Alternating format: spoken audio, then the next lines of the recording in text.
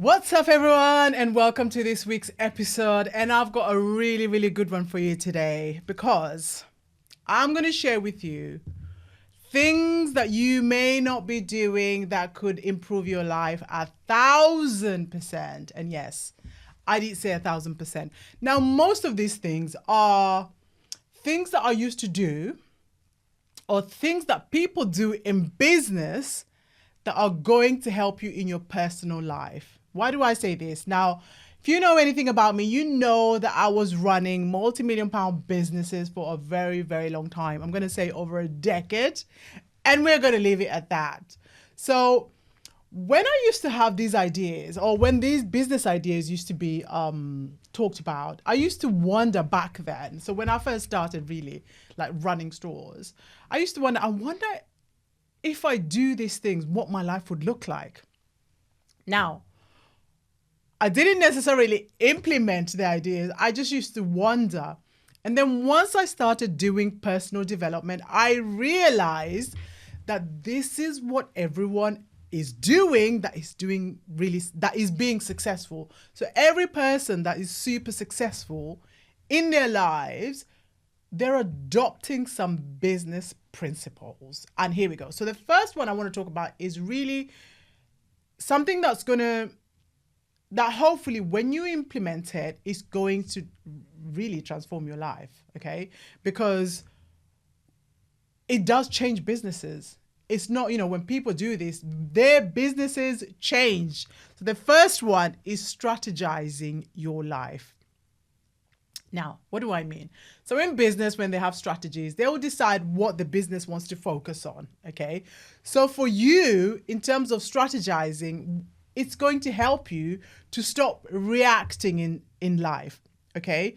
And you're now going to be organizing yourself and strategizing on how you need to move and create the next steps. So you really have to sit down and think about what you want in life and start strategizing. Let's talk about maybe if you're employed, okay? You're employed and you want to move forward. So you want to move up the steps of whatever the job is. You can't just be there assuming that you're going to be promoted when the position comes up. You need to strategize in terms of how you're going to get yourself there. And you have to start doing small things to get you to that level. So if you want to step into management positions, for example, you have to look at what it is that person does, and you have to start incorporating some of those things into your business. Now, some of us are so reactive that we don't know how to act when we're at work. And I want to touch on this first really quickly. When people say be yourself, everyone when you're getting hired, everyone says, oh, we want people to be themselves here and to feel comfortable. We are part of our family, just be yourself. But when they say that, when your manager or your bosses are saying be yourself, they don't mean that you be yourself in the same capacity you are with your family. So if you have an outburst with your family, that's fine because they're like, yeah, we know that's how she acts, right? If you're having tantrums with your family or you're argumentative or you are screaming and shouting or you just say exactly what you want all the time, like your family allows you, it's your family. They just let you get away with these things, right? I know for sure in my family with my sister, I could just be like, throw tantrums and she's fine. She's like, she'll be fine in a few minutes or in a few days or whatever. But when you're at work, you can't do things like that, okay? You have to manage your emotions, right? And you have to articulate and communicate your needs in a professional way. You can't do it the same way you do it at home with your family. Okay. And also, if you want something, with your family, you can just say, can you do this for me? Or I want this, or can you help me do this? With your workplace, you have to be strategic and, articulate to the right people what you want and request for the tools to get you to where you want to go. You can't just say, oh yeah, I want, my manager's job when they leave. It comes off unprofessional. Okay, so you have to strategize how you want to move in life if you're at work.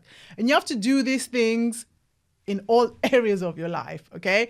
from a financial perspective in your life, with your relationships. You have to be strategic. You can't just be assuming that, this is how you are, and so people can just accept you. There's a ways of being in your workplace that is professional. And I know that word professional is kind of like, what does that mean? Does that now mean I can't be myself? Yes, you can be yourself, but in a more polished self when you're at work. You can't just be the same as your family, okay? So, strategizing, making sure that you're not super reactive as you are in your family, okay? The other thing that's going to help you improve 1,000% that most people ignore is self-improvement, okay? They neglect self-improvement. This can be called personal development. It can be called, self-improvement, personal development, self-help as well. Like some people talk about it from a self-help perspective. Now, my life completely transformed when I started doing personal development. I always say this to people. Personal development shows you that you are capable of transforming your own life through the way you think, through the way you see life, through the resilience, through resources, but it helps you become self-sufficient. It helps you get you out of trouble when you're in trouble. So it doesn't allow this victim mindset. Self-development helps you erase or remove victim mindset, and it gives you the power to actually transform and change your life. So most people, where they don't want to invest or pay for self-development books, seminars, conferences, whatever you want to, avenue you want to take, this is really a missed opportunity, because I'm telling you now, when I started doing self-development work, I went from someone who had, I want to say, massive, and this is facts, okay? Massive self-doubt, massive low self-image. I used to blame my everything, childhood, other people. I never took responsibility for any. I would be, zero responsibility for my life. I would just blame things, okay? I went from negative Nelly to Incredible Hulk. Okay, if you ever seen Incredible Hulk, when he gets like angry and he just like tears everything. And so I went from not doing anything to 100.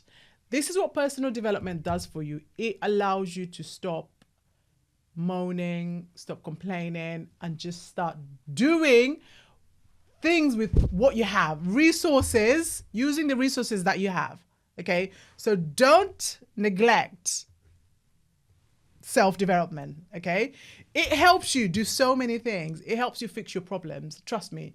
If you can invest, obviously there's people that, you need to research people that you're getting involved with, okay? Because there are many people that in self-development or teaching or coaching self-development that have been in the industry for I'm going to say under 5 years, okay? I've been in self-development for myself, not teaching it, for myself for 20 years, okay? So when I see people, and, good for you if you're doing this, they've been in self-development for 5 years and they're now suddenly teaching it,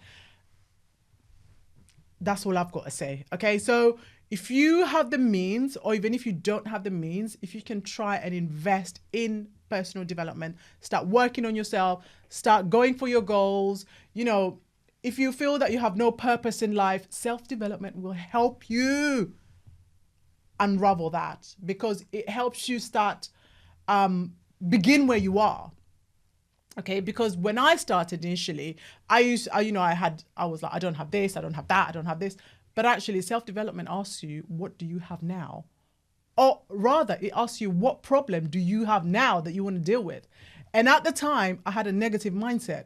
So I did not need any money for me to understand that I had a negative mindset, and for me to listen to some free resources that were able to help me free my negative mindset and to start thinking a little bit positive, and therefore starting to shift the momentum of my life and moving it forward.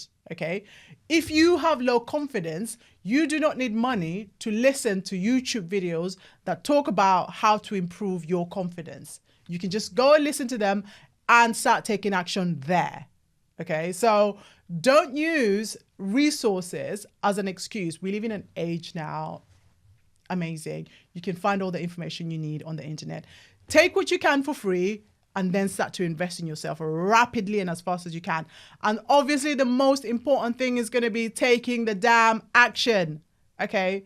You hear things, you have to take action, because if you don't implement, nothing changes. All right. The next thing is moving with clarity. Okay. Don't allow yourself to stay confused, because most of the times when we're confused is because we don't have clarity with what we need to do next. Find how you want to make yourself feel a little bit better and move in that direction. Find a small goal that can move you in the right direction, but don't stay in confusion. Learn to make decisions. And I think that's one of my my points today. It's around decision making, because when you don't have clarity, in a way, you're not making decisions. Okay? Because you're not making a decision in terms of what you want out of life, where you want to go, how you want to be. Okay? And that's where you're in confusion. Just decide the type of person you want to be.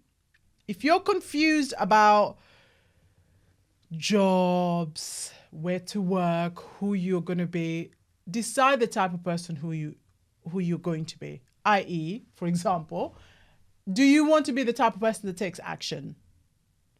And so when you have to do something, just take the action. If you need clarity, take the quickest and easiest action that you can take. And then your clarity starts to kind of open up. So move with clarity, make a decision, move with clarity. Don't stay in this confusion state. Because I see sometimes, when I am in a confused state where I'm like, I don't know if I should do this, this, that. And staying in that is more stressful than anything else. So do not stay in confusion. Be clear in a lot of things that you want to be doing, because clarity, I don't want to say king, but it is king and queen, however you want to put it. Once you know what you need to be doing, it's going to be so much easier.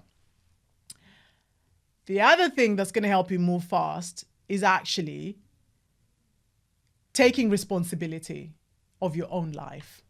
Okay?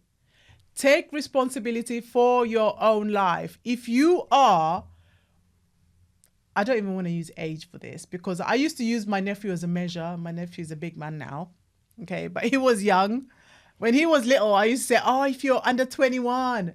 And then he was 21. And I was like, if you're over 25. And then he became over 25. And now I can't even use him as a measure. But I always say to people, there comes a time in your life where you cannot use your history as an excuse anymore. Okay? If you're like in your 30s and 40s and you're still blaming your parents for where you are in life now, you need to move and go into therapy or something so that you can work through that stuck energy. Okay? Therapy, coaching, mentoring, you need something to help you move, because at some point, what you have to do to move forward becomes your responsibility, not your parents. Because once you're in your 30s, your parents there's nothing they can tell you, do this, do that. That's going to help. You need to be doing the things. You need to be making the decisions, because at that point in your life, in your 30s, you already know what's not working. Yeah, because most people will say, I don't know what's wrong. You know what's wrong. You either don't want to work and you want to be self-employed, or you're in work, but you don't want that position, you want another position. Or you're not in a relationship, you want to be in a relationship, or you're in one, you want to get out, whatever it is, okay? You know what to do. You cannot, I think for me, as a person, when people say they have aches, and maybe I shouldn't have it because of my profession. However, when I meet people that are grown, 40s, 30s, 50s, that blame their parents for the condition they're currently in, that for me is a hell to the no. Okay, because you, at that point in your life, you should be able to make decisions for yourself. And you should blame yourself if you're still in that position, because you have the capacity, the mental capacity, and the ability to figure out your next moves. Okay, so I'm going to end on that, because I could be stuck on this for ages, because I know some people that are really, really stuck, and it's a childhood thing. And yeah, I get it, trauma, all of that, but you can make small moves that move you forward. Okay. The other thing that people ignore doing is making tough decisions. People avoid making decisions like it's a plague because they fear failing. Okay. Imagine, this is how I used to look at it. If someone said to me, Judith, if you fail 30 times and the 31st time you're going to get the job of your dream, how fast would I be willing to fail like this? I'll be doing it over and over and over, because I know my 31st time, I'm going to get that dream job, right? If someone said to me, oh, you're going to fail in, I don't know, 15 relationships, but the 16th one, you're going to find the perfect person who's going to be ideal for you. Do you know how many relationships I've been running through? I would not even worry about if the relationship is ending or the job is ending. I wouldn't care. I'd be like, I know the 16th one is going to be the one. So I would be failing. So one of the things that I gave myself as a gift is the freedom to fail. I gave myself that decision. I was like, Judith, you are free to fail, and just make it a normal thing, like having a drink in your favorite coffee shop. Make it just as blasé as that, so that you're not caught up in the idea of you failed and now this means, and then you create a story attached to that failure, which then means you're scared of doing something else because of that story. And then it's just a big old mess, because the story that you've attached to failure is now the crippling factor. It's not even the thing that's making you fail. It's the story that you tell yourself about the failure, and you make it about you. So give yourself the freedom to fail. That way you'll make tough decisions quicker. Trust me. If you know me, you know I hate making tough decisions. I'm like, can somebody just make this decision for me? Because I don't want to make it because. Okay? Don't hesitate to make tough decisions, because you're going to fail. Give yourself the freedom to fail and then go for it. Because at some point, I've lived long enough, trust me, to know that failure will not break you. Well, it might break you, actually. Who am I kidding, right? It will break you, but you'll be able to get back up and continue. Okay? Because I've been broken by some decisions that I've made, and I've gone, damn, Judith, you could have made a better decision. But then I was able to dust myself off. So any bad decision that I make now, I already know that I'm going to be fine. I already know that I'm going to come through. I already trust myself to know that I can fix that decision making. And also, I already know that that bad decision is only going to make me better. So don't be afraid of making tough decisions because of the failure thing. Because let me tell you, the older you get, the more decisions you make, but it gets easier because you already know. Like, I know, like, any decision that I make now, whatever comes, I'm going to be fine. Like, there's nothing for me I can think, oh, this, if I make this, no. Any decision that I make, I'm going to come through. If it's going to fall and I'm going to have, like, I don't know, 10 bricks on top of me, I'm going to turn into Incredible Hulk in the middle, and I'm going to throw the bricks out, and then I'll be fine. So if you're worried about making tough decisions because you think that you're not going to make it through, trust me, from someone who did not want to make decisions and someone who hated accountability because I didn't think that I could deal with the issues that bad decisions bring, you'll be fine. You will be just fine. Okay? The other thing that people ignore that will make their lives 1,000% is dealing with criticisms. Okay, here's a tip. Take criticism as feedback to either change or stay the same. Okay, don't make it this big thing that, oh my God, they criticized me. Now, do you create the story? Just take it as feedback. They've said this thing about me. Do I want to change? Yeah, I think it's a genuine, legit thing that I should change. Yeah, I'm going to make some steps and change. But On the other hand, someone might criticize you and you think, no, I actually still like what I did. And so I'm going to stay this way, and then be okay with it.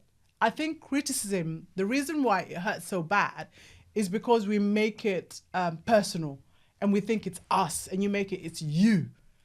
It's just someone's idea of you. Okay. These are just words. And I know I'm making them sound really easy and simple, but if you could see them as really easy and simple, because I also think that we've been trained as a society to see things that are easy and simple as they won't work. No, I'm going to take it as feedback. And if I want to change, I'm going to change. But if I think I don't care about your feedback, it's out the bin. Okay. So don't be defensive, or be defensive if you want, but just realize it's all feedback. So the less defensive you are and the less you shut it down, the quicker you move on. Okay. Because I always say sometimes when I get really annoyed about criticism and when it really, really gets me, I'm probably believing part of it. Like I am believing part of that criticism. And maybe that's why I get really, really upset with people's feedback, because part of me believes it's true. But when I don't believe any of it, I'm like, please, see you later. Okay. This last one is really, really important. And I hope I'm going to end with this one. And I hope you really get this one, because I think if most of us understand this last idea that I'm going to share with you that could transform your life 1,000%, your life is going to be epic. Okay, you're going to move like a ninja. You're going to be like Neo the One. You're going to be like flying high. You won't even care about anything that's happening in your life. Okay. And this right here saved me. Okay. And it's the expectation of a stress-free life. I used to be like, I don't want stress. I just want to be no issues. If I have an issue, I want to deal with it with ease. I want zero stress. Let me tell you something. Let me tell you something. The expectation of a stress-free life is problematic, because life as it is in general will give you stress. Okay. So the fact that you're expecting a stress-free life, you're going to have a difficult life as it is. Okay. When you do anything in life, you're going for a job, you're in a relationship, trying to film a podcast, you are going to go, or you're going to experience some level of stress. Anything that you want to achieve in your life, your dreams, your aspirations, whatever, you are going to feel some level of stress.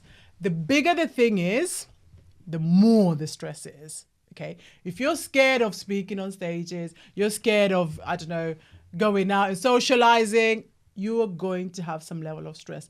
And the quicker you accept the idea that life deals us stress, and that you're going to be okay when the stress comes to be able to deal with it, that's when life gets easier. And it gets interesting, because when the stress comes, you're like, okay, stress is here. What do I need to do? Okay, so knowing yourself enough, and then knowing that life is going to give you stress, and then being ready for the stress so that when stress comes, you're not broken by it. Sometimes you may be, but because you know it's part of life, you will not stay down. Okay, so please, if you were anything like me, I don't know if it was just age, I was just young and, naive, and I wanted just a stress-free life. Even if you have the most epic life, something is going to happen and you are going to have stress. So just knowing that life will dish you out some sort of stress, your life is going to be so much easier, because when it comes, you're just like, yeah, it's part of life. What next? Okay. So if you're stressed right now in your business that is failing and it's not going so well, it's part of life. Okay. Just find a business coach, find a mentor, find someone who's been in there before and get some help. But don't let the stress be the issue Do you know what I mean? Because I think sometimes we let the stress or the fact that we're feeling stress and then we make that the issue. No, the issue is not stress. Stress is something that we normally feel. It's normal as a human being. The problem is your business is not working. Figure out what in the business is working and then deal with your stress. Now, you might deal with your stress differently versus how you're dealing with the stress in the business. So you might talk to someone. You know, I have my sister. I go and vent over there and tell her what's not working. Okay, that's one way of me dealing with stress. Sometimes I'll take it to therapy and I'll deal with it there. That's a way of dealing with stress. Sometimes I'll just go for a little walk, or I'll just sit outside and watch people, or I'll just go to the coffee shop. Yeah, that's how you deal with the stress. The stress is not the problem. The problem is whatever the problem is. Okay. If you have a relationship issue, don't make you being stressed about the relationship be the issue. Worry about the issue in the relationship to fix that, because that's really the issue, not you feeling the stress. So anytime you're feeling stressed and you're thinking, oh my God, this is the problem, I'm feeling stressed. No, take 2 steps back. Stress is normal. We all feel it. We just have to deal with it as we deal with everything else. Make the main problem the issue that is going on, not the stress, because it's part of life. Okay. And with that being said, I will see you next week. Have a great week and do us a solid. Give us a follow. Share the show because we're trying to grow. And if you're not on Instagram, it's the London Mentalist. What are you waiting for? Give us a follow there too. All right. Have a great week and I'll see you soon.